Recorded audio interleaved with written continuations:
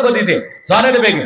এছাড়া নগদে বাকিতে লেখাই দিতে পারেন ইনশাল্লাহ। হুজুর এখন নাই, পরে 5,000 দেব, 10,000, 1 লাখ, 2 লাখ, যা পারেন দেন।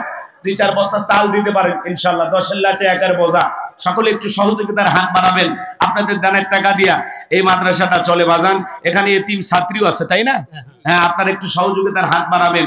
আমাদের সম্মানিত চেয়ারম্যান সাহেব বলেন ইউনিয়ন, এই পত্র ইউনিয়নের মধ্যে একটা মহিলা মাদ্রাসা, মা বোনদেরও দিন শেখার দরকার আছে না নাই?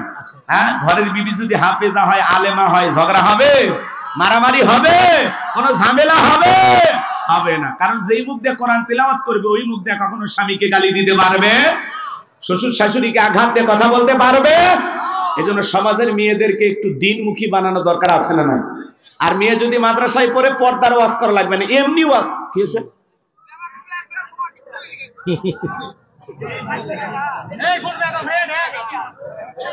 এই চাচা আসেন, 5 মিনিট ওয়াজ করেন, আসেন। আমার হাদিয়া আজকে আপনাকে দিয়ে দেবো, আসেন। এগুলো হলো বেয়াদবি, ঠিক আছে? যে হুজুর সব তুলে আপনাকে দেওয়া লাগবে, তা আমারে দাওয়াত দেন খেয়ে, আমি কি পা ধরছি আপনার? আপনি দাওয়াত না দিলে আমার দিন যাবে না। আচ্ছা, এগুলো বলবেন না, এগুলো বলা কি বেয়াদবি। কারণ আপনারা দাওয়াত দিয়েছেন, আমি আপনাদের মেহমান না? মেহমান আসলে বাসায় কি বলেন? এই বেটা খাওয়ার জন্য কেন আসছিস, তাই বলেন? দাওয়াত দিয়ে অপমান করা যাবে না, ঠিক আছে? ভালো হয়ে যাবে। আল্লাহ আপনাদের হেদায়েত দান করুক, জোরে কোন আমিন। 5টা টাকা দেবেও না, আবার বড় বড় কথা। ও চাচা দিছে কিনা আল্লাহ জানে। ভুল করছে না? ভুল তো মানুষেরই হয়, কিন্তু ভুল করে কি করবেন? বাসটা তো জায়গা মতো গেছে, ওই কি আর ফিরান যাবে? এটাই হলো নিয়ম। মানে হুট করে একটা বেখাপ্পা কথা কয়, হুজুর ভুল হয়ে গেছে। বেটা কবার আগে ওজন করা লাগবে যে আমার এই কথাটা যাচ্ছে কোথায়, তাই না? হ্যাঁ, সব তুলে হুজুরকে দেবেন। ভাই যা তুলছেন দিয়ে দেবেন, 1 টাকা যেন মাদ্রাসাত না থাকে। আপনার 5 টনের টাকাও দেবেন। হ্যাঁ, যা আছে সব আমারে দেবেন। ওই যে মুরব্বীর কথা আমল করা লাগবে কিন্তু। হ্যাঁ, সব আমারে দেবেন, যা পাইছেন সব আমারে দেবেন, ঠিক আছে? আচ্ছা বাজান, আমারও একটা মাদ্রাসা আছে, কথা কি বুঝতে পারতেছেন? এই যে আপনারা যে দেন, এগুলো কি আমি একাই খাই? আমারও মাদ্রাসা আছে, 70 জন বাচ্চা কাচ্চা পড়াশোনা করে। এর মধ্যে 24 জন এতিম, গরিব, অসহায়, যাদের থাকা, খাওয়া, চিকিৎসা, পোশাক সম্পূর্ণ ফ্রি। ওদেরকে বলছি বাবা বড় হলে যদি বউ না পাস, বিয়েটাও ফ্রি করায়। কথা কি বুঝতে পারতেছেন? এইরকম সুযোগ সুবিধা আমি দেই ওদেরকে। বলছি এখান থেকে হাফেজ হওয়ার পরে ওদেরকে আমি কিতাবখানায় পড়াশোনা করার জন্য যা যা লাগে আমি দেবো ইনশাআল্লাহ। এই জন্য আমাদের জন্য দোয়া করবেন। আমরা যে টাকাগুলো পাই এগুলো ভালো কাজে ব্যয় করবো। আলেমদের কাছে টাকা গেলে কি মদের বার করবে? বলেন না কেন? মদ খাবে, গাঁজা খাবে, কি সিনেমা হল বানাবে, শীতেছে, এগুলো বানাবে? আলেমদের কাছে টাকা গেলে মসজিদ বানাবে, মাদ্রাসা বানাবে, এতিম, গরিব, অসহায় মানুষদের মাঝে দান করবে। কথা বল ঠিক না?